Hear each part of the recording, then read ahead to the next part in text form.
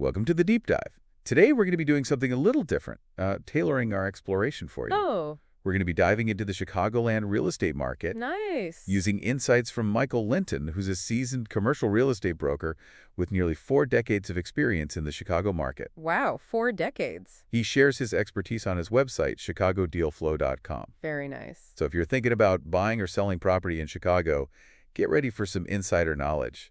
This could give you a real edge. Yeah, you know what's really interesting about Michael's approach is that he doesn't just focus on like one small area. Right. His team at Chicago Deal Flow covers a diverse range of communities, including both the city of Chicago and all the surrounding suburbs. So he really has his finger on the pulse of the entire The region. entire region, yeah.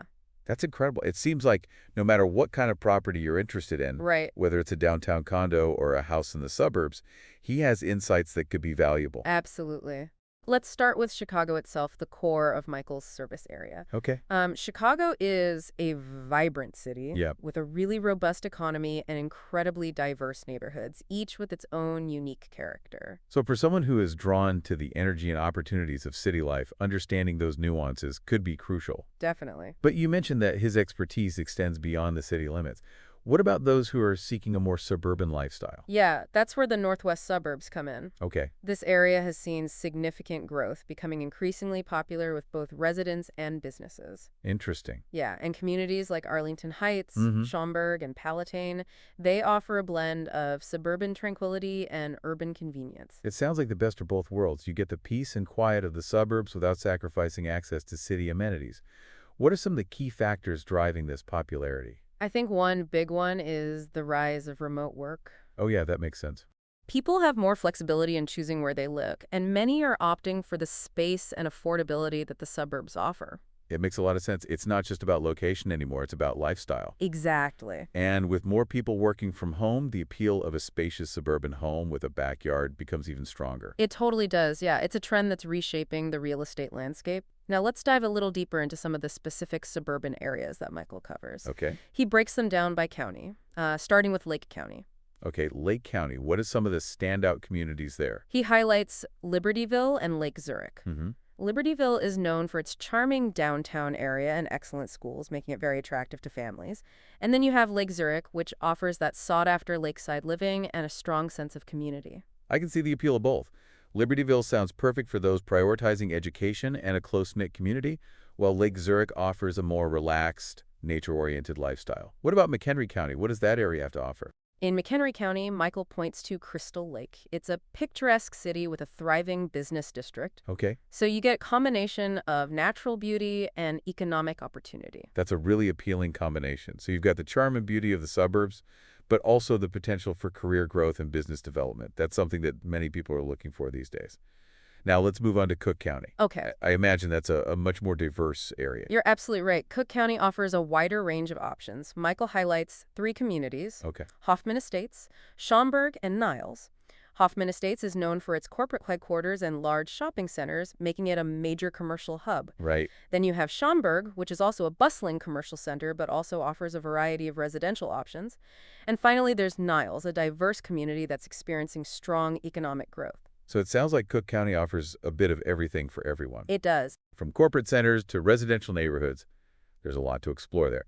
Now let's wrap up our suburban tour with Kane County. What does Michael have to say about that area? In Kane County, Michael highlights Elgin, a historic city that's undergoing urban renewal and experiencing an economic resurgence. Elgin sounds like a fascinating blend of old and new. It is. A city with a rich history that's also embracing modern revitalization efforts.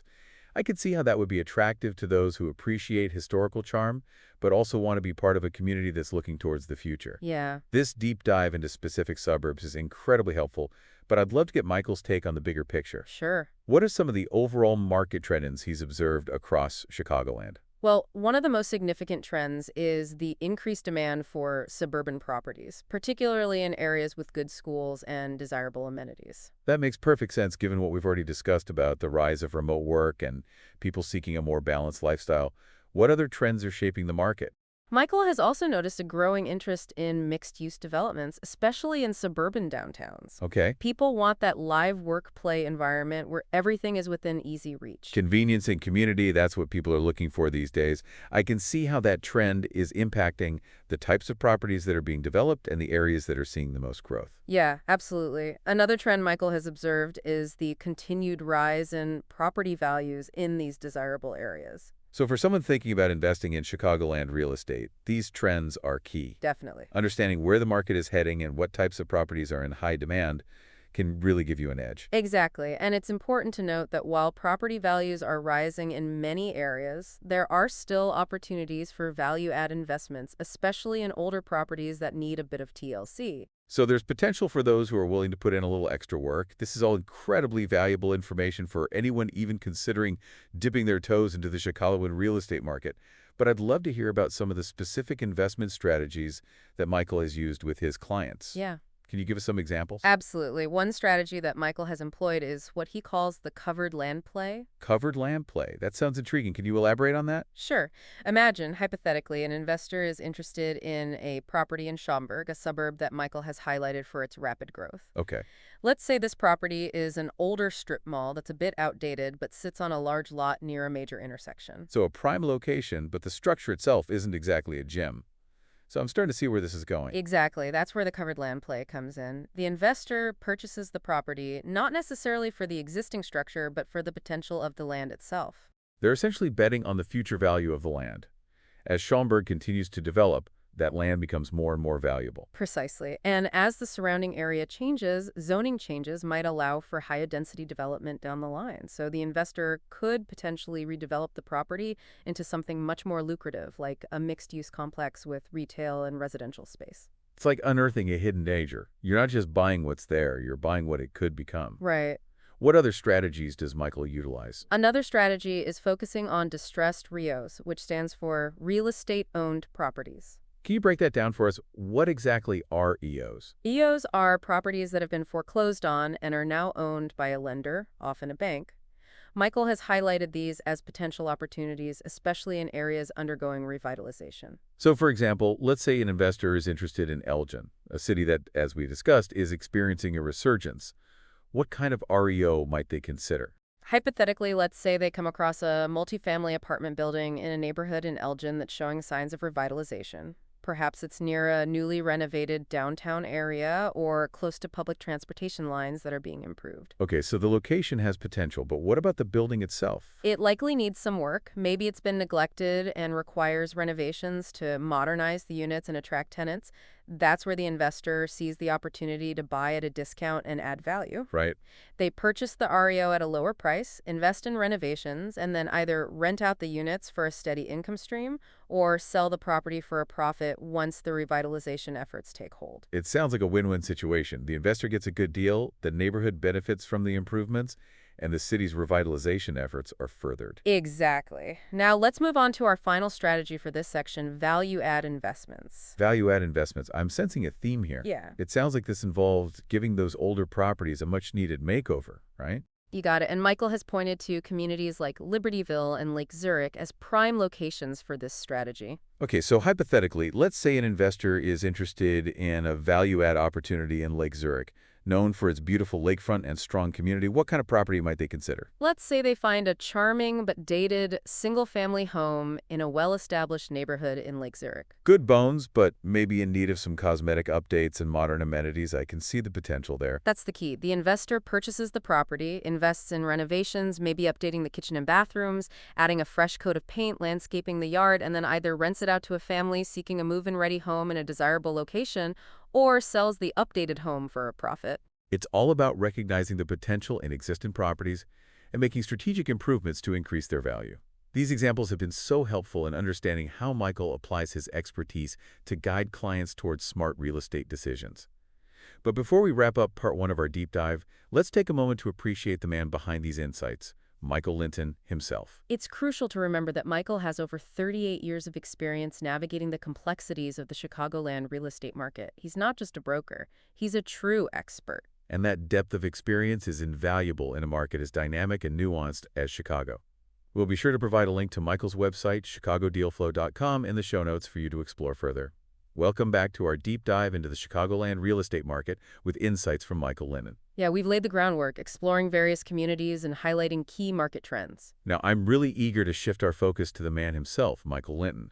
What makes him stand out in a field as competitive as real estate? Well, one thing is his expensive experience. Right. Michael has over 38 years in the Chicago market, navigating its complexities and witnessing firsthand its evolution. That's not just experience, that's like a wealth of knowledge accumulated over decades. It really is. He's seen market cycles come and go, giving him a unique perspective on the forces shaping Chicagoland real estate. True. It's like having a seasoned guide leading you through a landscape that's constantly changing. Exactly. He's been there, done that, and learned valuable lessons along the way. And beyond his experience, what really strikes me is Michael's just genuine passion for real estate. Yeah. It's clear that this isn't just a job for him, it's a calling.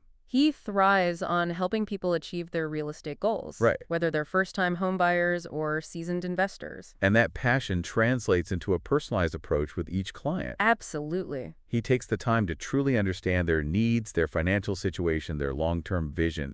For sure, he's not just trying to close deals. He's building relationships and helping people make informed decisions that align with their aspirations. That's such a crucial aspect of real estate. It is. It's not just about bricks and mortar. It's about people's lives and their dreams. Exactly. And having someone like Michael who genuinely cares about guiding them through the process is invaluable. Yeah, this commitment to personalized service, Right. it really sets him apart from those who simply view real estate transactions as numbers on a spreadsheet. It's about building trust and creating win-win situations for both the client and the community. Totally. Now, speaking of community, Michael's deep roots in Chicagoland give him an unparalleled understanding of its diverse neighborhoods and submarkets. Yeah, he's not just looking at properties on a map. He's considering the social fabric, the schools, the parks, the local businesses, all the things that make a community thrive. He's seeing the bigger picture, He is. the human element of real estate. And this nuanced understanding allows him to identify hidden gems and opportunities that others might overlook.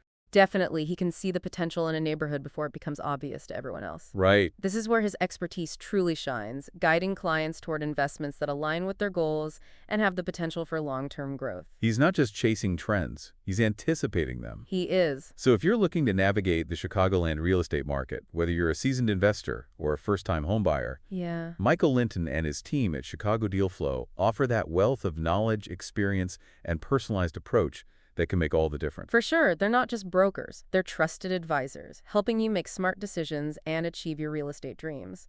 And remember, you can find Michael and his team at chicagodealflow.com. We'll make sure to include that link in the show notes for you. Welcome back to the final part of our deep dive into the Chicagoland real estate market. Yeah, we've come a long way. We journeyed through these diverse communities, explored the market trends, Right. and really gained valuable insights from Michael Linton and his extensive experience. Now, as we wrap up, I want to hear from you. What sets Michael apart in a world where everyone seems to claim they're a real estate expert? It's a great question. In a field often driven by hype and quick profits, I think Michael stands out for his commitment to integrity and long-term value. That's so important, especially in real estate where trust is paramount. What specifically demonstrates that commitment to you? Well, one thing that really struck me was his focus on educating his clients. Yeah. He doesn't just tell them what they want to hear. He really empowers them to make informed decisions. That's a refreshing approach. Instead of just pushing properties, he's really equipping clients with the knowledge they need to navigate the market confidently. Exactly. He's not just interested in closing deals, he's really invested in his clients' success, even if it means advising them to wait for the right opportunity. That speaks volumes about his character and his dedication to building lasting relationships. For sure. It's not just about the transaction, it's about providing that genuine guidance and support. It really is, and that commitment to client education goes beyond just the individual level. Michael is also deeply involved in community initiatives and educational programs. So he's not just talking the talk, he's walking the walk, giving back to the community and sharing his knowledge to empower others. Absolutely. He's a firm believer in the power of education to create a more informed and equitable real estate landscape. That's truly commendable. It's clear that Michael Linton is not your average real estate broker. No. He brings a unique blend of experience, passion, integrity, and community spirit to everything he does. I think so, yeah. He's a true advocate for his clients and for the Chicagoland community as a whole. So for those seeking a trusted guide in the world of Chicagoland real estate, Michael Linton and his team at Chicago Deal Flow really offer a wealth of knowledge They do. and a commitment to ethical practices that sets them apart. It really does. They're not just chasing commissions. Right. They're building legacies for themselves and for their clients. And remember, you can connect with Michael and explore his insights further on his website, chicagodealflow.com. We'll be sure to include that link in the show notes for your convenience. And that brings us to the end of our deep dive into the Chicagoland real estate market with Michael Linton.